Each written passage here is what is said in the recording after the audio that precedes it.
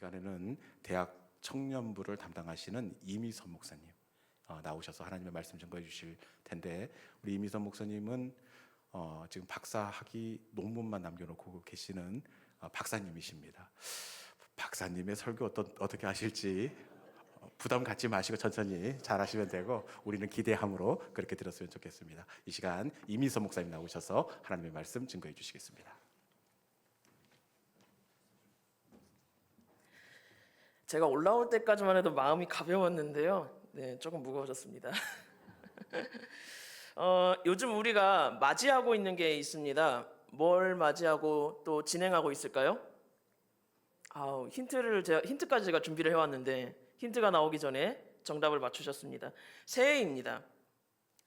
새해를 맞이하고 또 이런저런 모양으로 우리는 새로운 해를 준비해 가고 있습니다. 새해가 되면 우리 뭐 하나요? 올 한 해 하고 싶은 거, 계획도 세우고요. 하고 싶은 리스트를 뭐라고 할까요? 버킷리스트. 세워보셨나요? 네, 꼭 세워보시기 바랍니다. 버킷리스트도 정하기도 하고 또 나름의 계획과 여러 가지 준비를 하며 우리는 새해를 맞이하고 또 벌써 3일이나 지났습니다. 이렇게 진행하고 있습니다. 우리의 삶과 인생에서도 그렇고요. 신앙에 대해서도 우리는 새해를 맞이해서 새로운 다짐, 새로운 목표를 가지고 계시죠. 네, 새해 계획을 세우고 버킷리스트를 만드는 것만큼 중요한 게 우리의 신앙의 모습을 보고 새로운 다짐, 새로운 목표, 새롭게 우리가 나아가야 될 방향을 찾는 건 이게 중요합니다. 신앙에 대해서도 우리가 그렇게 하는데요. 신앙을 더 굳건하기 위해 새벽 예배를 다짐하기도 하고 공예배를 다짐하기도 하고, 근데 공예배는 당연한 거긴 한데 이런 여러 가지 다짐, 여러 가지 각오를 우리가 다지기도 합니다. 그런데 우리가 새해를 맞이하면서 잊지 말아야 될 게 하나 있습니다. 마음속에 간직하면서 살아가야 될 게 한 가지가 있습니다. 다른 것들도 중요합니다. 믿음을 회복시키고 또 우리가 아까 얘기했던 계획을 세우고 버킷리스트를 만들고, 이거 정말 중요한데요. 우리가 새해를 맞이하고 그리고 하나님께서 우리에게 허락해 주신 그 새해를 살아가는 동안에 우리가 꼭 가져야 되는 것, 잃지 말아야 되는 게 있습니다. 무엇일까요? 센스가 100점 만점. 제가 놀랐습니다. 소망입니다. 우리는 소망을 잃어버리지 않고 붙잡고 살아가야 됩니다. 특히 하나님께서 우리에게 주시는 소망을 붙잡고 살아가야 됩니다. 일반적인 소망과 하나님께서 주시는 소망은 다릅니다. 일반적으로 이야기하는 소망은 바람, 희망이에요. 내가 바라는 것, 내가 되었으면 하는 것, 이것이 일반적으로 우리가 생각하고 일반적으로 우리가 바라는 소망입니다. 그럼 하나님에 의해서 우리에게 주어지는 소망, 하나님께서 주시는 소망은 어떨까요? 하나님께서 우리에게 주시는, 하나님이 주체가 되는 소망입니다. 내가 바라는 것, 내가 원하는 대로 되는 것, 이건 내가가 주체가 되죠. 일반적인 소망은 내가가 주체가 되기 때문에 한계가 분명히 존재합니다. 하지만 하나님께서 우리에게 허락해 주시는 소망은 한계가 있지 않습니다. 그 소망은 약속의 말씀에 근거하기 때문입니다. 그리고 그 소망은 반드시 이루어집니다. 한계가 없습니다. 우리가 인생의 평탄한 길을 걸어갈 때에는요, 소망을 이야기하기가 참 쉽습니다. 하지만 우리가 인생의 고단한 길을 걸어갈 때, 이때는 어떤가요? 이야기가 달라집니다. 힘들고 어려울 때에는 소망을 가지는 게 마냥 쉬운 일은 아닙니다. 가지고 있더라도 부단한, 정말 몸부림을 치면서 유지를 해야 가질 수 있는 게 소망입니다. 그럼에도 우리는 평탄한 인생길을 걷든 고단한 인생길을 걸어가고 있든 하나님께서 우리에게 주신 소망을 잃지 말아야 됩니다. 왜일까요? 오늘 우리가 함께 읽은 이 말씀은 요셉에 대한 이야기 중 하나입니다. 요셉은 야곱의 11번째 아들로 야곱이 사랑하는 둘째 부인에게서 태어난 아들입니다. 더군다나 이 야곱은 12명의 아들 중에서 11번째 아들, 막내 라인입니다. 얼마나 이쁨을 받고 그렇게 살았을까요? 이 야곱이 보기에 이 요셉이 얼마나 이뻤을까요? 그러다 보니 이 요셉은 야곱의 사랑을 정말 독차지하면서 자라납니다. 10명의 형들의 미움과 시기를 받고 자라납니다. 그렇지 않아도 이 미워 죽겠는 동생인데 형들이 이 요셉을 미워하게 된 결정적인 계기가 있습니다. 바로 요셉이 꾸게 된 꿈입니다. 형들의 곡식단이 자신의 곡식단에게 절을 하고 해와 달 그리고 11별이 자신에게 절을 하게 되는 그 꿈을 요셉이 꾸고 자기만 알았으면 괜찮았을 텐데 이 순진무구한 요셉은 이 꿈의 이야기를 형들에게 다 이야기를 해버립니다. 사실 이것은 하나님께서 요셉에게 주신 비전이고 소망입니다. 그런데 그렇지 않아도 이 미운 털이 아주 깊게 박힌 이 형들에게는 이 꿈이 하나님께서 주신 비전과 소망이 아니라 요셉을 더욱더 미워하게 될 수밖에 없는 계기가 되었습니다. 결국 요셉을 향한 형들의 미움이 터져버리는 일이 발생합니다. 형들이 요셉을 이스마엘 사람들에게 팔아버립니다. 철없고 눈치 없던 뭘 알겠어요. 이제 겨우 소년인 이 요셉이 이 악이 없는 행동 때문에 아버지의 사랑을 받지 못한 그 형들에 의해 미움, 분노, 시기를 받게 되고 억울하고 힘든 상황 가운데 처하게 됩니다. 요셉 입장에선 요셉이 이야기하기에는 너무 어렵습니다. 왜 형들이 자기를 미워했는지, 왜 형들이 나를 이렇게 팔아버렸는지 요셉이 이해하기에는 너무 어렵습니다. 요셉은 아무 이유도 모른 채 억울하게 이스마엘 사람들에게 팔리고 결국 이집트의 노예가 됩니다. 요셉은 한순간에 가족들과 생이별을 하게 됩니다. 사랑하는 아버지와 인사도 나누지 못한 채 돌아올 수 없는 곳, 다시는 돌아올 수 없는 그 외국 땅 이집트로 끌려가게 됩니다. 그런 아버지에 대한 이 아픈 마음, 그리고 형들에 대한 미움, 분노, 억울한 마음이 이때 이 요셉을 괴롭게 했을 겁니다. 그리고 사랑을 듬뿍 받고 자랐던 부잣집 막내 아들에서 한순간에 낯선 외국으로 끌려가 노예로 전락해 버리고 맙니다. 말도 통하지 않고 아는 사람 하나 없는 이 이집트에서 그것도 노예라는 신분으로 살아가야 하는 이 소년 요셉. 그 어린 나이에 얼마나 막막했을까요? 얼마나 절망적이었을까요? 무엇보다도 하나님께서 자신에게 보여주신 그 비전, 그 소망과 멀어져 가는 이 현실 속에서 그의 마음은 어떠했을까요? 안타깝게도 요셉의 고난은 끝나지 않습니다. 비록 노예의 신분으로 이집트에 팔려왔지만 바로의 친위대장 보디발의 집에서 그 주인의 신임을 얻으며 전적인 신임을 얻으며 성실하고 진실하게 살아갑니다. 삶의 희망도 좋아질 기미도 보이지 않는 어두운 터널과 같은 그 삶에서 요셉은 그래도 하나님 앞에서 이 신앙 하나 가지고 포기하지 않고 살아갑니다.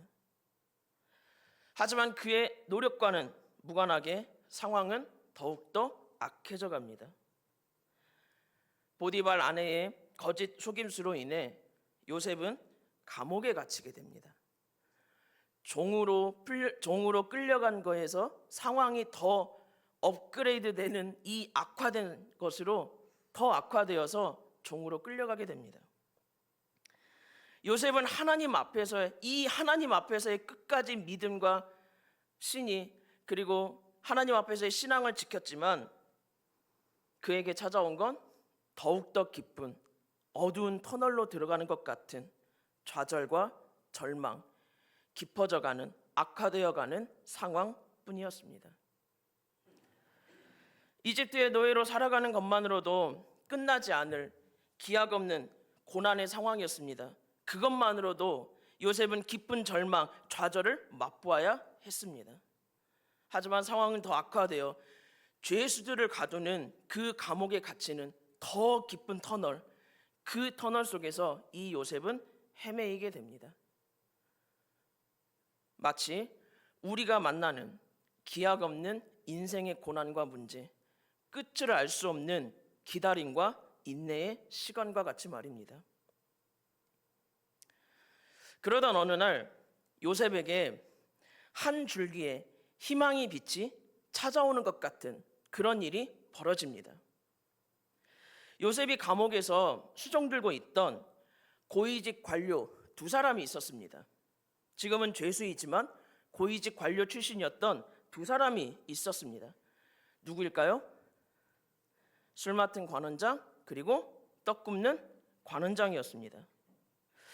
그런데 어느 날 보니까 이 요셉이 보니까 이 두 사람의 안색이 좋지 않아요. 얼굴빛이 좋지 않아요. 그 이유는 이 두 사람이 간밤에 꾸게 된 꿈 때문이었습니다. 요셉은 그들의 꿈의 이야기를 듣고 하나님께서 그에게 주시는 지혜, 하나님께서 그에게 주시는 은사로 그 꿈을 풀어 해몽해 줍니다. 해석해 줍니다. 떡 굽는 관원장은 사형을 당하고 술 맡은 관원장은 복직하게 되어 생명은 물론 이전에 그가 누리고 살았던 그 모든 것을 다시 되찾게 될 거라고 이야기해 줍니다. 그리고 요셉은 다시 복직하게 될, 다시 살아나게 되는, 환경이 바뀌게 되는 이 술 맡은 관원장에게 간절히 부탁합니다. 창세기 40장 14절, 15절을 제가 한번 읽어보겠습니다. 당신이 잘 되시거든 나를 생각하고 내게 은혜를 베풀어서 내 사정을 바로에게 아뢰어 이 집에서 나를 건져주소서. 나는 히브리 땅에서 끌려온 자로 여기서도 옥에 갇힐 일을 행하지 아니하였나이다. 요셉은 술 맡은 관원장에게 내가 당신의 꿈을 해석해 준 대로 당신이 관직이 복직이 되고 이전의 삶이 회복이 되면 내 억울함을 풀어달라고 당당하게 요구를 할 수 있었습니다. 왜냐하면 지금 이 상황에서 요셉은 술 맡은 관원장에게 은인이나 마찬가지였어요. 하지만 요셉은 최대한, 정말 최대한 겸손하게 간청합니다. 당신이 잘 되시거든 나를 생각하고 내게 은혜를 베풀어서 나를 건져주소서. 제발 내 이 억울함을 보고 나를 여기서 구해 주십시오. 요셉은 이 술 맡은 관원장을 믿었습니다. 그가 자신을 이 감옥에서, 이 끝날 것 같지 않은 이 어둠의 터널에서 구해줄 거라고 굳게 믿었어요. 그는 희망을 가졌습니다. 그리고 그 일이 이루어지길 소망했습니다. 기대했습니다. 그런데 무슨 일이 일어났을까요? 오늘 우리 함께 읽은 23절 말씀을 함께 읽겠습니다. 술 맡은 관원장이 요셉을 기억하지 못하고 그를 믿었더라. 이럴 수가. 기가 막힙니다. 어떻게 이런 일이 있을 수 있을까요? 아니, 잊을 게 따로 있지. 어떻게 자신의 생명을 구해주고 정말 절망 가운데 어찌할 줄 몰랐던 그 술 맡은 관원장에게 희망의 메시지를 주었던, 그래서 결국 생명도 다시 회복하고 관직도 다시 회복하게 된 이 요셉을 그렇게 쉽게 잊어버릴 수 있었을까요? 요셉은 기대했습니다. 술 맡은 관원장이 자신에 대해 바로에게 잘 이야기해 줄 것이라고, 그래서 자신을 구해줄 거라고 기대했어요. 그리고 그 기대를 가지고 희망을 품었습니다. 소망을 가졌습니다. 하지만 하루, 이틀, 사흘, 일주일, 몇 주, 그보다 더 많은 시간이 지나도 아무 소식이 없었습니다. 잠잠했습니다. 이제 요셉은 이전보다도 더 깊은 구렁텅이로, 빠져들게 됩니다. 더 어둠의 터널로 들어가게 됩니다. 이제 더 이상 이 요셉이 처한 어둠의 터널에서 빠져나올 방법이 없습니다. 이 요셉이 처한 이 상황을 돌파할 수 있는 방법이 더 이상 없습니다. 애초에 기대가 없었으면 그나마 괜찮았을 텐데, 기대를 품고 가지게 됐다가 이제 나 해방이구나, 이제 나 여기서 벗어날 수 있겠구나, 그렇게 기대를 가지게 되었다가 그 기대가 물거품이 되고 나니 이 고통, 이 좌절, 이 절망은 이전보다 더 비교할 수 없을 정도로 깊어질 수밖에 없었습니다. 우리의 인생을 보면요, 요셉처럼 소망을 가지기 어려운 상황이 있습니다. 나아질 방법이, 나아질 기미가 전혀 없는 어두운 터널이 존재합니다. 그 상황 중에서 좋아지길, 나아지길 기대하고 희망을 가졌건만 속절없이 무너져 버리는, 그래서 실망과 좌절로 낙담할 때가 있습니다. 마치 오늘 말씀의 요셉처럼 말입니다. 그런데요, 우리 한번 생각해 봅시다.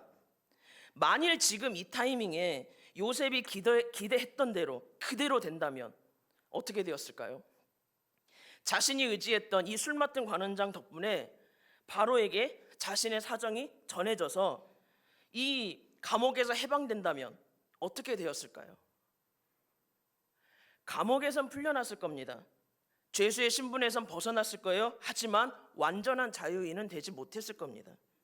왜냐하면 요셉은 이집트의 노예라는 신분을 가지고 있었기 때문입니다. 죄수에서는 벗어났어도 누군가의 노예로 다시 돌아가야 했을 겁니다. 다시 아버지의 집으로 돌아간다? 이것까지는 기대하기 어려웠을 겁니다. 길고 어두운 이 터널에서 조금 벗어났을 뿐이지 그의 고통, 그의 고난은 끝나지 않았을 겁니다. 그리고 당연히 요셉은 무엇가 못됐을까요? 무엇이 못됐을까요? 애굽의 총리가 되지 못했을 겁니다. 이집트의 총리가 되지 못했을 겁니다. 많은 시간이 지나 요셉도 잊어버렸을 때, 요셉도 자포자기해서 잊어버렸을 그때 어느 날 이집트 왕 바로가 범상치 않은 꿈을 꾸게 되죠. 그리고 그 타이밍에 요셉은 바로를 만납니다. 그리고 하나님께서 요셉에게 주시는 지혜로 바로의 꿈을 해몽하여 이집트의 총리로 승격됩니다. 신분이 상승합니다.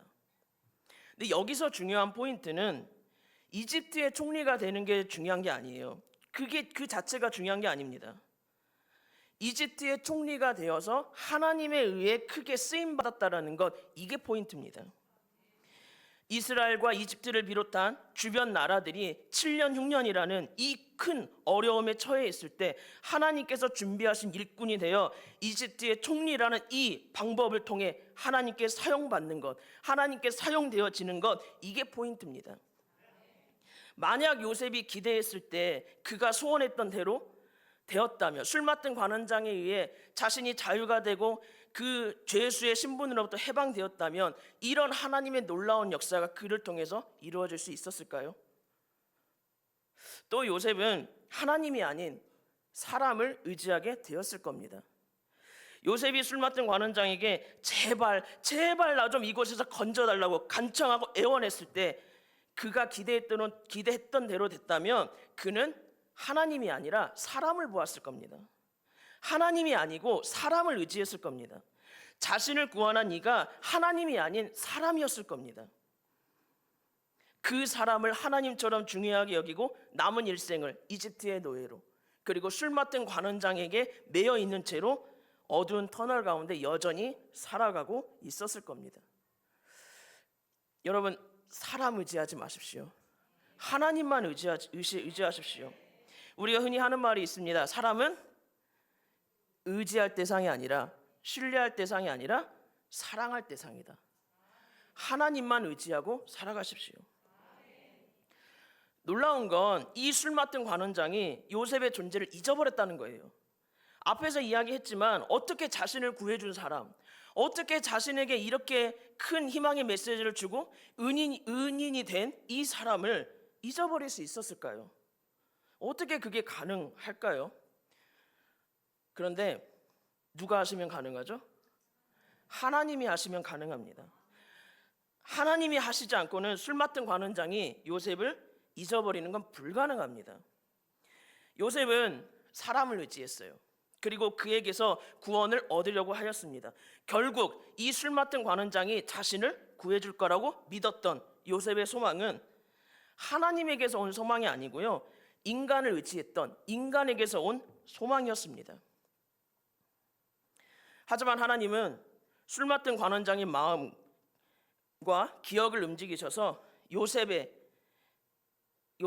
가장 적절한 때에, 하나님께서 예비하신 그때에 기억하게 하셨습니다. 그리고 그를 인도하셨습니다.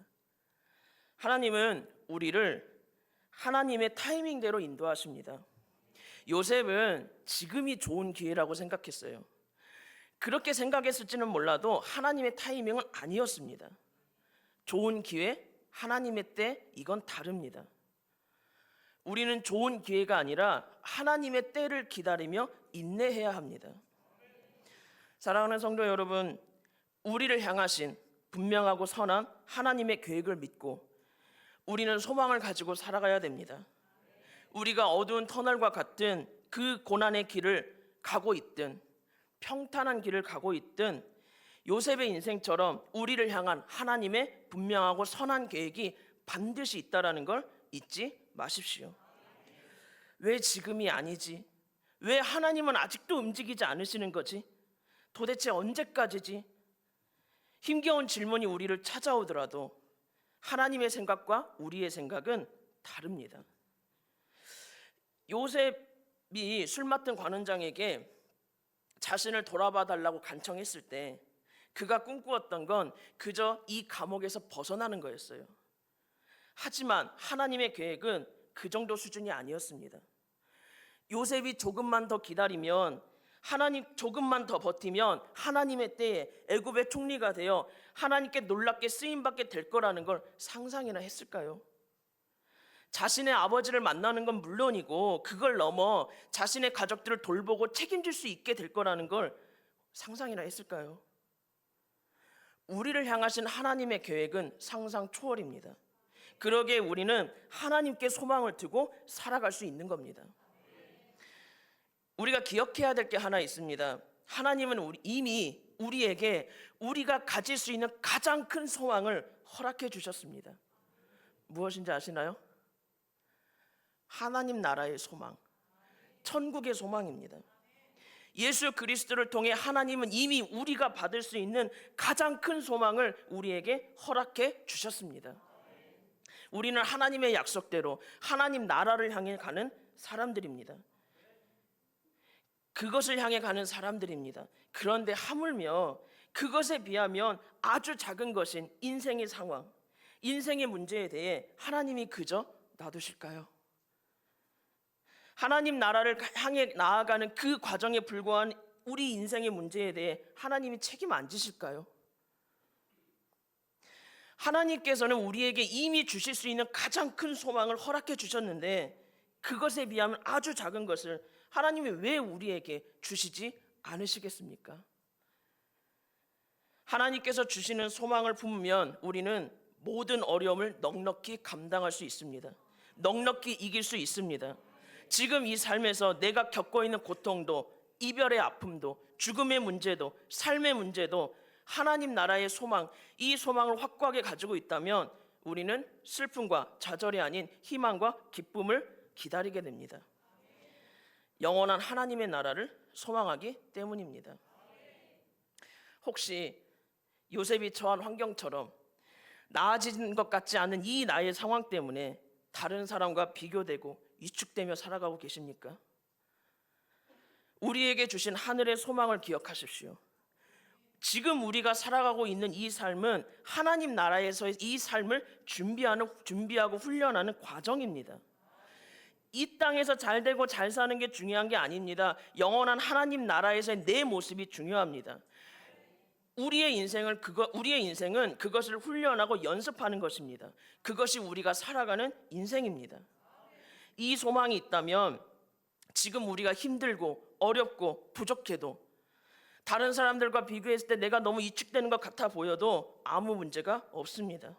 남들과 비교할 이유도 조급해할 이유도 전혀 없습니다. 우리는 하나님 나라를 바라보며 하늘의 소망을 두고 사는 사람들이라는 걸 기억하십시오. 혹시 내 삶에 원망과 불평이 들고 있다면, 남들과의 비교 때문에 내가 주눅들고 있다면, 나는 정말로 진심으로 하나님 나라를 소망하며 살고 있는지 점검해 봐야 됩니다. 아니면 끝이 안 보이는 이 고난, 도대체 언제 끝날지 모를 것 같은 이 문제 때문에 힘겨운 가운데 있습니까? 어두운 터널, 언제 끝이 날지 모르는 이 어두운 터널 가운데 계십니까? 지금 당장 그런 상황이 아니어도, 지금 내가 힘들지 않아도 어쨌든 우리는 새해를 맞이하고 새해를 준비하며 2024년을 살아가고 있습니다. 어떤 상황에 있든 어떤 환경에 있든 올해 우리를 사랑하시는 그 하나님만 바라보십시오. 끝없는 기다림, 기약 없는 이 고통, 고난 때문에 힘드신가요? 어려우신가요? 기억하세요. 하나님께서도 우리와 함께 기다리십니다. 우리가 하나님의 때를 맞을 때까지, 준비가 될 때까지 하나님도 우리의 그 아픔과 고난에 함께 하시고 그 하나님의 때를 기다리십니다. 자녀가 느끼는 아픔보다 누가 느끼는 아픔이 더 큰가요? 부모가 느끼는 아픔이 더 큽니다. 하나님은 우리가 겪고 느끼고 아파하는 그 아픔보다 더 큰 아픔으로 우리를 향하신 그 하나님의 때가 이르기를 기다리고 계십니다. 우리가 그 고난의 때에 그 기약 없는 기다림의 때를 지나가면서 하나님께 하소연하는 거, 심지어 원망 불평하는 거 하나님 다 받으시잖아요. 그러면서 묵묵히 그 자리에서 기다리시잖아요. 우리가 힘듭니까? 하나님이 힘듭니까? 그 주님을 바라보십시오. 요셉이 그랬듯 우리는 결코 혼자가 아닙니다. 하나님만 잠잠히 바라보십시오. 2024년 하나님을 향한 굳건한 믿음으로, 그리고 하나님을 향한 그 사랑으로 소망을 잃지 마세요.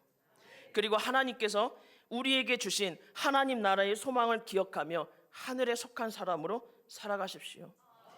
인간이 가진 소망이 아닌 하나님께서 주시는 소망으로 믿음의 힘찬 발걸음을 걸어가시는 한 해가 되시기를 바랍니다. 우리의 소망 되시는 하나님 감사합니다. 우리가 상상조차 할 수 없는 크고 놀라운 계획과 뜻 안에 우리를 인도해 주시니 감사합니다. 그 하나님을 믿고 온전히 바라봅니다. 우리가 어떠한 상황에 있든 어떤 삶을 살아가든 주님을 향한 소망을 잃지 않고 굳게 붙드는 믿음으로 2024년 한 해를 살아가도록 인도하여 주옵소서. 그 소망으로 모든 것을 참고 모든 것을 믿으며 모든 것을 견디는 주님을 향한 사랑으로 살아가도록 인도하여 주옵소서. 예수님의 이름으로 기도드립니다. 아멘. 제가 알고 있는 여성 교육자들 중에 가장 설교를 잘하시는 것 같아요. 네. 우리 박수 한번 쳐주시기 바랍니다.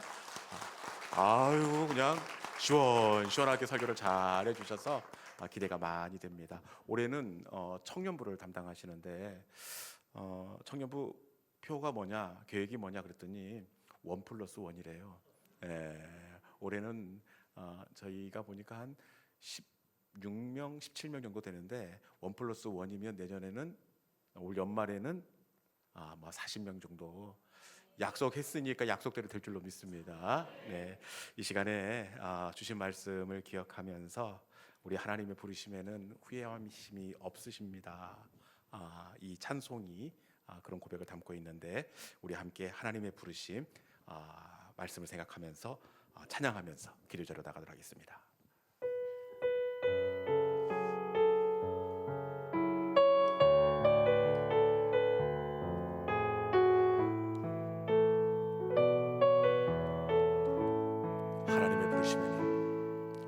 하나님의 부르심에는 후회하심이 없네.